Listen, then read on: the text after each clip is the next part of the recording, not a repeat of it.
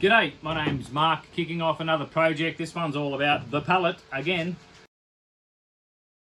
It's the third stool to go with the other two stools, the conical shaped Dalek looking things that you can see up here. This one, just want to get back to basics with the pallet wood, bust down the pallets, clean them up, make them usable, and then make something cool.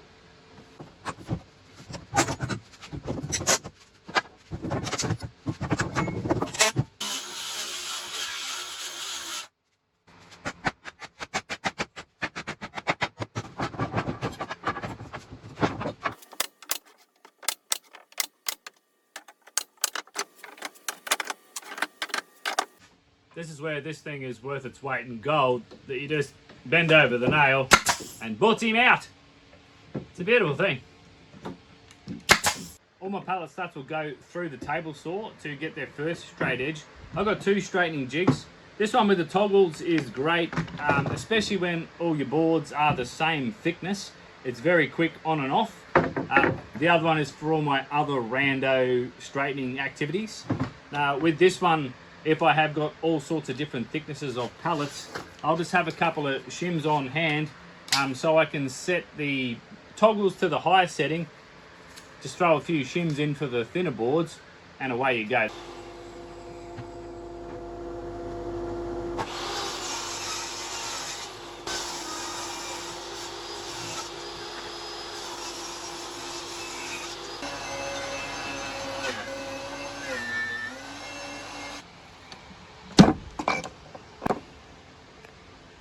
While I'm learning what looks cool, what works, is pick a piece of furniture that I have or have seen and just use some of those angles because I like this profile. So I'm going to lay that down, make a template which I can then make a similar shape out of my pallet wood. One of the great things I learned when I built my workbench using Cuffy's plans for the Aussie Ocker workbench is templates are really going to be your friend. You want to make two things exactly the same or multiples. Having a template which you can line up, reference, everything's going to look super spot on. So I've got to do that mostly because then I need to be able to get the angles and the exact heights I need for my stools. So I don't want to pluck it. This will let me do it all exactamundo. I'm going to have 2 layers of pallet wood. I'm going to work my way around, make up 2 layers. So basically it's all interlocked with half laps.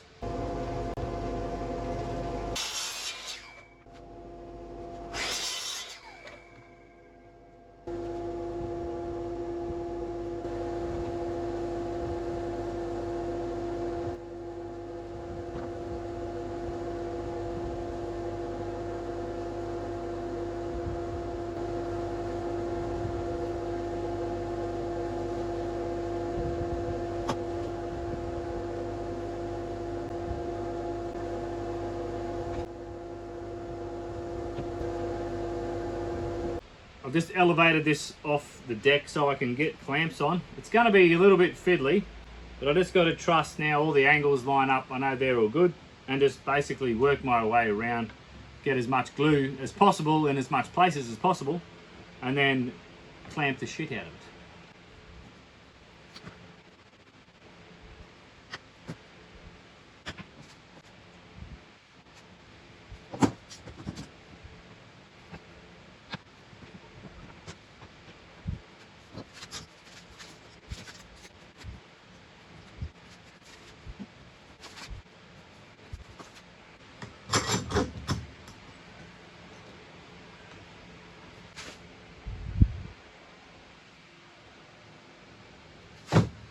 I'm not going to do that shit.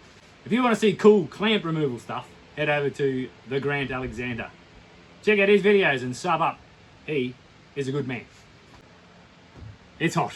Okay, that's number 2 done. I've just checked each corner against the first one I've glued up. They are all perfect except for one. It's within a fly's wiener, so no one's going to know ever, except for you. Next up, it'll be a case of putting in half laps everywhere to hold the 2 pieces together. I'll give that some thought for a while because of the angles of the dangles.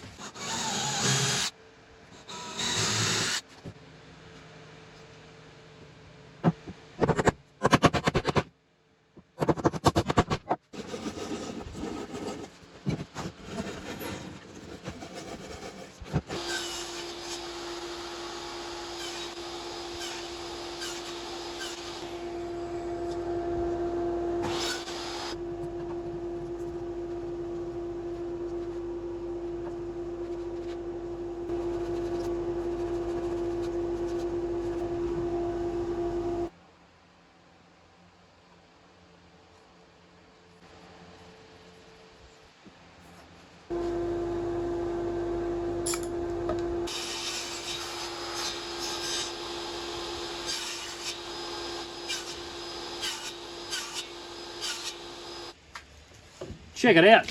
I'm actually using my awesome woodwork bench that I made instead of over there on that shit thing.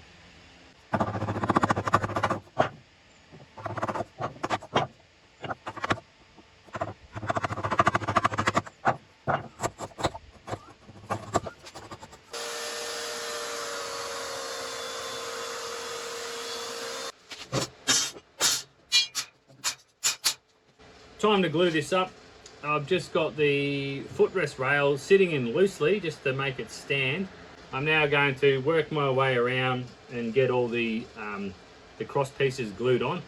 And then we'll go to town with the check squares to make sure it's all nice and flat, nice and square looking Mickey Mouse.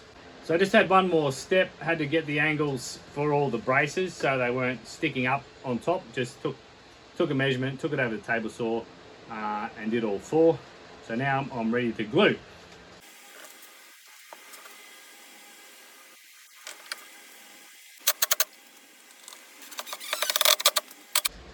Alrighty, it's going to be a lot of check squaring.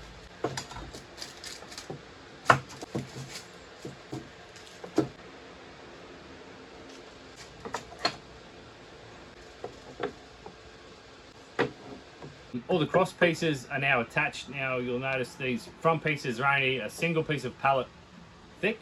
I'm now going to add a second piece. Now for strength, I've got at the moment it's pretty good. I've got 2 screws with a half flat. There's some pretty good surface area. I am going to take the screws out and put dowel in because I think it'll look better. Then going to do is slot a second piece in on that inside edge. Again, we're now creating a more complex joint, but we're only doing it with glue. Again, it's merely just half laps basically. So these all have the same angle cut in. Then they just slot in, glue them into position. It'll match the aesthetic of the other side, and I just wanted to use the word aesthetic. That was the only reason. It's all looking pretty cool now. All the angles are done, which does take a little bit longer, and when you've got 2 different angles front and back, it's a little bit of back and forth changing around, but I think it's a good thing just to learn those little tricks, bevels, angles, all that sort of good bizzo. Saying that, you could make this stool completely square, all sides, and just go through the same routine just to get a feel for playing with pallets and gluing them together. Simple corner joinery, but again, it's going to be nice and strong because you've got heaps of gluing surface area. So that's what I like.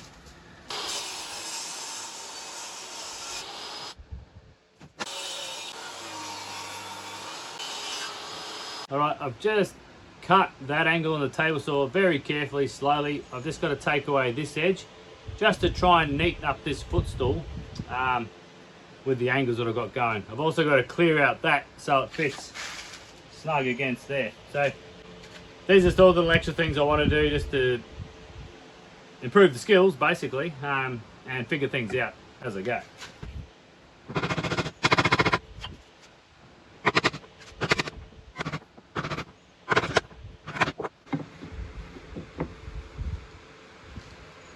This has to get a capping piece on it, which is a shame because the original idea was to seal the end grain.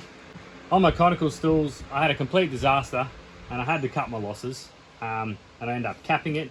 You still get to see the pallet lamination, which is a bit of a throwback to the way I like to do things. So as long as you get to see some of it, happy days.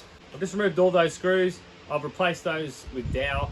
Now I'm going to go around with the filler. This is the beauty of working with pallet wood. You make mistakes, there's little gaps here and there, you can just bog it up. But what this stool is nice and strong. It's square where it needs to be, and it's trapezoidal where it needs to be trapezoidal.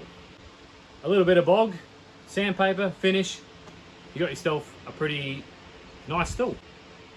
This is why I like using pallets. The wood is free and it all seems to come together once you smooth it off. Hit it with some sandpaper, hit it with some finish. Alrighty, sticker sponsor shout out is Wood by Whitey. You go and check him out on Instagram. He's got a bit of a channel on YouTube as well. There's your sticker, mate. Thanks very much. Okay, just about done. To soften it up some more, what I'm going to do is put some chamfers on this inside edge just to change the chunkiness or change the profile a little bit. Chamfers will just make you feel good on the inside.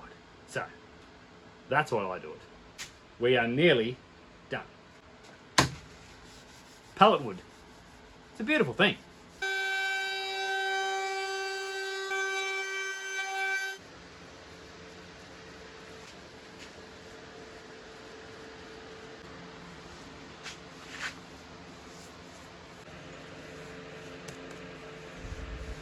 I have my two pieces. This video is obviously all about making this. Now, these curved seat tops, arse holsters with the backrest, and these tiny little side arms. You can check out how I made those in the cone shape stool video. It goes into all the bending and all that sort of stuff. But it's basically pallet wood veneers on top of some 3mm ply, which bends beautifully in the one direction. And for this seat back, which is bent in 2 axis, I've actually, the guts of this one is skateboard veneers, so a lot thinner, a lot more pliable. Then it's all bolted together with threaded inserts and these stainless steel bolts, which I think look pretty cool. That then goes on top and I bolt the bottom on and it's nice and strong. So bolts, threaded inserts, it's really just another cool way of joining timber together. The reason I got into doing this way is I basically pulled apart a chair, took the pieces, used those templates to make myself a wooden chair. I'll put a playlist for all the bendy chairs that I've done and a couple of longboards if you want more information on bending wood.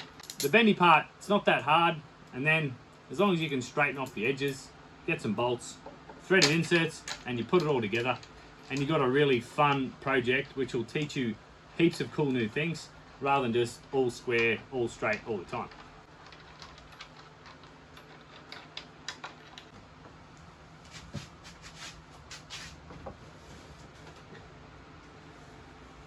I'm just trying to check square with the front of the seat pan.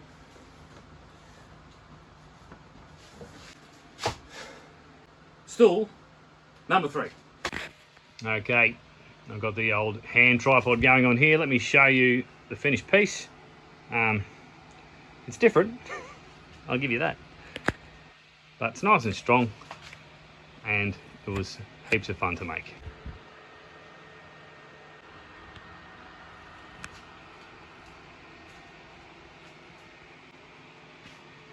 That's it. Thanks very much for watching. This is my last project for the year. I'll just have a bit of a wind down now for Christmas. I'll just make a few rando things in the shed. I hope you enjoy this one and hope you watch the other one as well. It is the end of another pretty challenging year for a lot of people. So what you can do is just get out and support people, get behind them and help them get moving and kick off 2022 with all good things. Alrighty? Okay, catch you later.